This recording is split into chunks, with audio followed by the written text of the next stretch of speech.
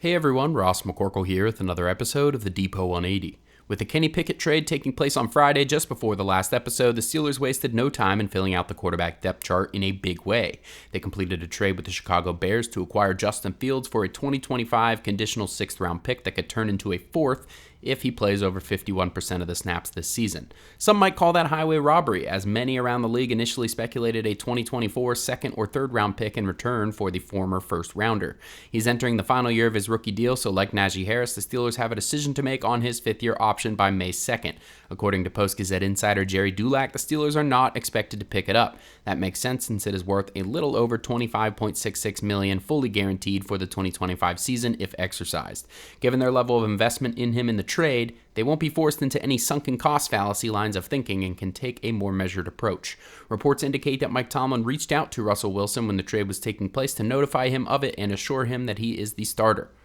The same was reportedly also told to Fields. Interestingly, it doesn't appear to be an open competition. Given how things went down with Kenny Pickett reportedly requesting his way out of town when he learned of the nature of the quarterback competition, it does seem like Wilson was probably made assurances that he would be the starter up front when he signed.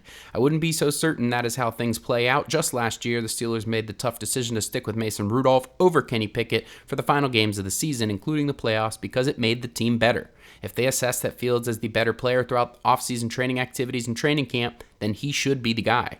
He is 10 years younger than Wilson and has the potential of being a much longer-term option than Wilson at age 35. Apparently, Fields wanted to come to Pittsburgh because reports indicated that his agent lobbied against certain teams that may have made a better trade offer because Fields wanted to go to Pittsburgh.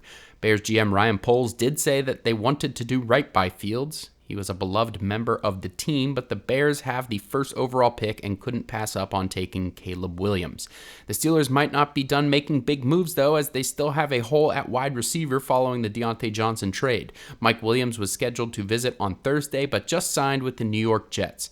Brandon Ayuk of the San Francisco 49ers, who would need to be traded for and signed to a big deal, tweeted at Mike Tomlin on Tuesday. Maybe there is some smoke there, but it would be a huge investment. Let me know how you enjoyed the video on Twitter at Ross_McCorkle, and as always, visit SteelersDepot.com for your latest and greatest Steelers breaking news and analysis.